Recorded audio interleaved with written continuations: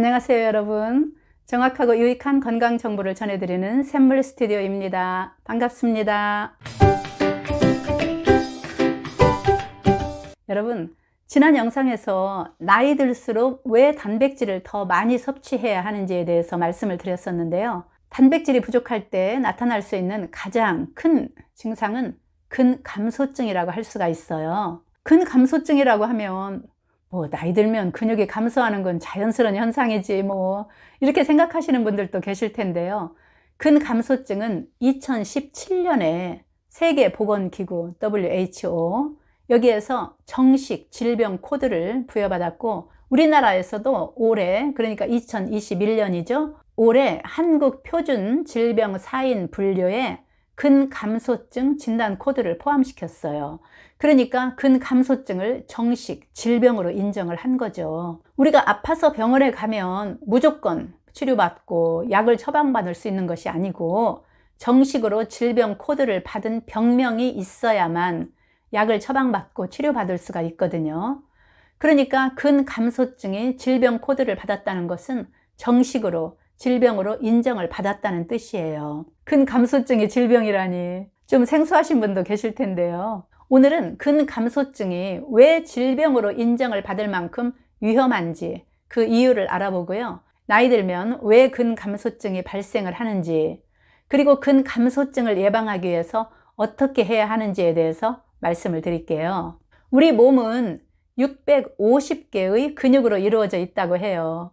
우리가 눈을 움직이는 이런 작은 동작을 하는 데에만도, 그러니까 눈을 깜빡인다든가 위아래로 이렇게 동작을 굴린다든가 이런 작은 동작을 하는 데만도 12개의 근육이 작동을 한대요.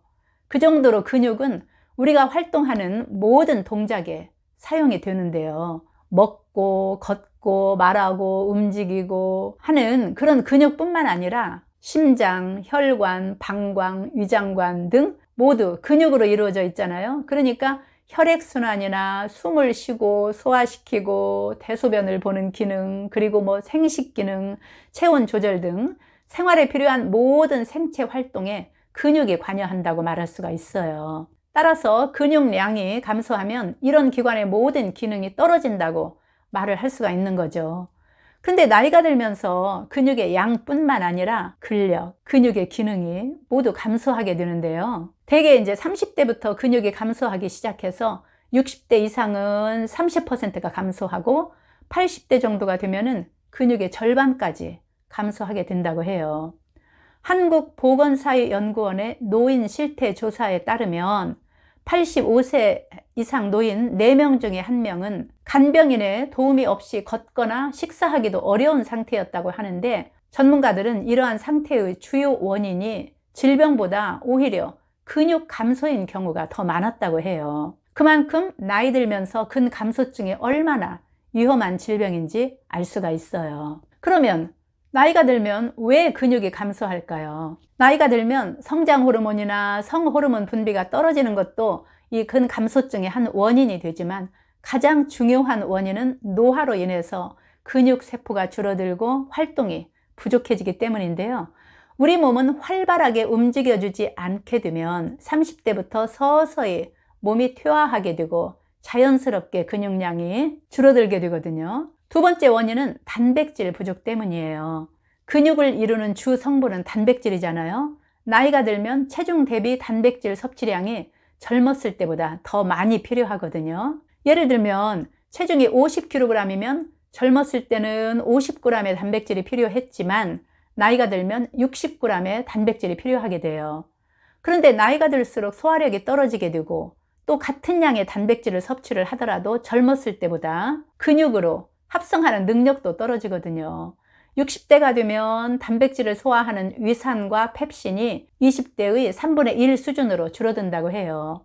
이렇게 단백질 부족이 근감소증의 중요한 원인이 되는 것이죠. 그렇다면 나이 들면 당연하게 여겨지던 이 감소증이 왜 질병으로 인정될 정도로 위험할까요? 근육 하면은 단순히 팔다리나 엉덩이 이런 근육만을 생각하기 쉽지만, 뼈나 혈관, 신경, 간, 심장, 췌장 등 신체 전반에 걸친 이런 근육이 감소하면 이런 내장기관들의 기능도 당연히 감소하게 되고 우리 몸은 전체적으로 모든 기능이 약해질 수밖에 없는 거예요. 또한 근육이 줄어서 힘을 잃으면 뼈가 약해져서 골다공증이 생기게 되고요. 쓰고 남은 포도당은 이 근육에 저장이 되는데 근육이 감소하면 저장할 곳이 줄어드니까 혈당 흡수와 사용 능력이 떨어져서 당뇨병 발생 확률이 높아지고요.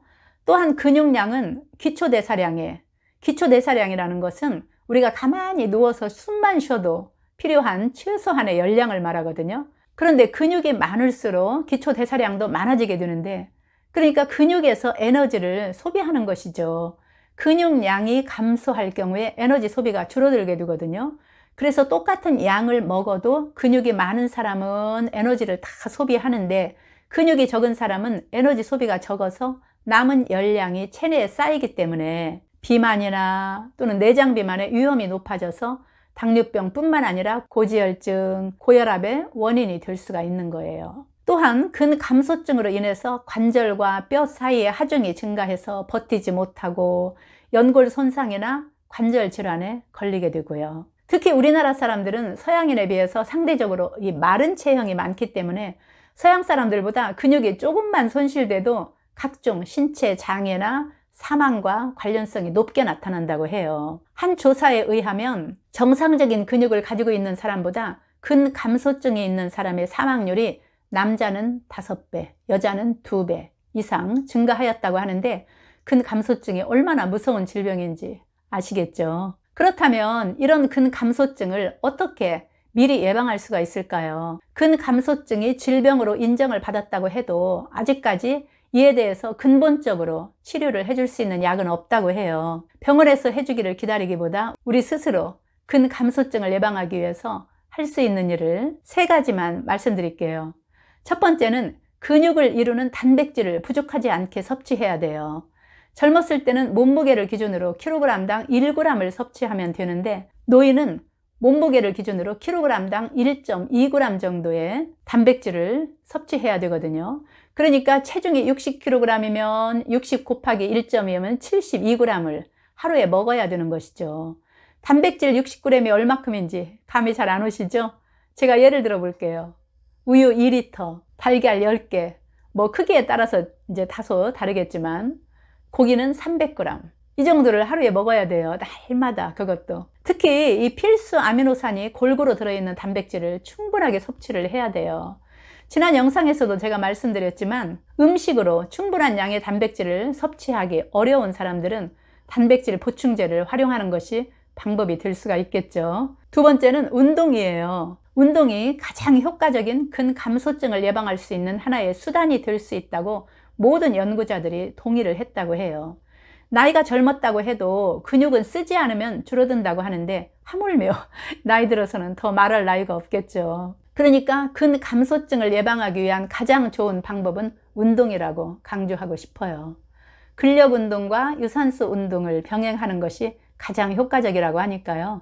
운동은 뭐 해도 되고 안 해도 되는 것이 아니라 반드시 해야 되는 것이죠. 나이 들수록. 세 번째는 물을 많이 마시는 거예요.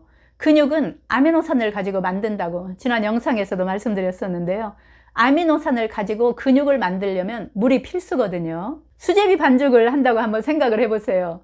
밀가루에 뭐 건강에 좋다는 강황가루도 넣고 계란도 넣고 소금도 넣고 했어요. 즉 재료는 다 준비가 됐어요. 아미노산은 준비가 다 됐죠.